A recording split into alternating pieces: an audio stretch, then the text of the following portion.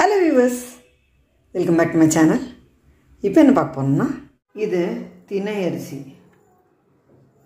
முருகனுக்கு திணையில விதவிதமா நைவேத்தியம் பண்ணலாம். திணை அரிசியில புட்டு, திணை மாவு, திணை லட்டு, திணை அப்பம் எல்லாமே பண்ணி நைவேத்தியம் பண்ணலாம். ரொம்ப விசேஷம். இந்த திணையில அப்பம் பண்ணலாம். ஒரு டம்ளர் திணையை நல்லா 2-3 தரம் களைஞ்சிட்டு நல்ல தண்ணியில் 2 மணி நேரம் ஊற வச்சுக்கலாம். 2 மணி நேரம் ஊறின திணையை தண்ணியை வடிச்சிட்டு வச்சுருக்கேன். இதை மிக்சியில் சேர்த்துக்கிறேன். திணை அளந்து எடுத்த அதே டம்ளரில் 3/4 டம்ளர் வெல்லம், பொடித்த வெல்லமாக எடுத்துட்டுருக்கேன். இதை சேர்த்து 2 டேபிள் ஸ்பூன் தண்ணி விட்டு நல்ல பேஸ்ட்டாக அரைச்சி எடுத்துன்னு வந்துடலாம்.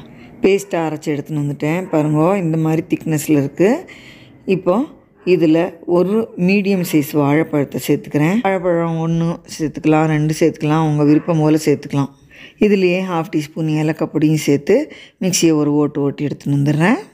இப்போது பழத்தை சேர்த்து ஓட்டி எடுத்துன்னு வந்துட்டேன். இப்போவும் இந்த மாதிரி கன்சிஸ்டன்சி இருக்குது. இதுக்கு மேலே தண்ணி விட வேண்டாம். இதை வேறு ஒரு பாத்திரத்துக்கு மாற்றி 1 மணி நேரம் புளிக்க விட்டுக்கலாம். அப்பத்துக்கு அரைச்சி வச்சுருந்தது பொங்கி இருக்கு பாருங்க, தெரியறதா? ஜோராக பொங்கி வந்திருக்கு. இதில் தேங்காயை போட்டு அரைக்கலை, பல்லாக கீற்றி வச்சுருக்கேன். இந்த தேங்காயை சேர்த்துக்கிறேன். இப்போ இதை நல்லா கலந்து விட்டுட்டு அப்பக்காரையில் நெய்யும் எண்ணெயுமா கலந்து வச்சுருக்கேன். இப்போ இந்த அப்பா மாவுலையும் 1 டீஸ்பூன் நெய் விட்டுக்கிறேன். இதையும் சேர்த்து நல்லா மிக்ஸ் பண்ணிவிட்டு அப்பா மாவாத்து எடுத்துக்கலாம். நல்லா கிண்டிட்டு தான் எடுக்கணும், ஏன்னா தேங்காய் பல்லாம் அடியில் போயிடும். எண்ணெயும் நல்லா மீடியம் ஃப்ளேமில் வச்சுட்டு சூடு பண்ணி அதுக்கப்புறம் மாவு விட்டுட்டு மீடியம் ஃப்ளேமில் வச்சுட்டே தான் வேக விட்டு எடுக்கணும். அப்போ தான் உள்ளெல்லாம் நல்லா வேகும். இப்போ ஜோராக பொங்கி வந்து பாருங்க, தெரியுறதா? நம்ம சேனலில் விதவிதமாக அப்பம் பண்ணி காமிச்சிருக்கேன் பாருங்க. இப்போ அப்பத்தை திருப்பி விடணும்.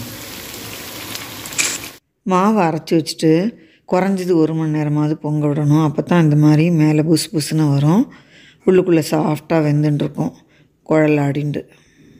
தேங்காயை மாவு அரைக்கும் போதே சேர்த்து அரைச்சும் பண்ணலாம், அப்படியும் பண்ணி காமிச்சிருக்கேன் நம்ம சேனலில். அப்பம் ரெடி, எடுத்துடலாம். நம்ம சூப்பரான நெய்யப்பம் ரெடி. எவ்வளோ ஜோராக இருக்கு பாருங்க.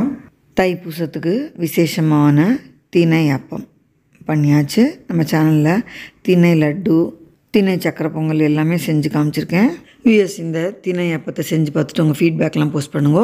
இந்த வீடியோ எல்லாருக்கும் யூஸ்ஃபுல்லாக இருக்கும்னு நினைக்கிறேன். லைக் பண்ணுங்க, ஷேர் பண்ணுங்க, சப்ஸ்கிரைப் பண்ணுங்க. தேங்க்யூ ஃபார் வாட்சிங்.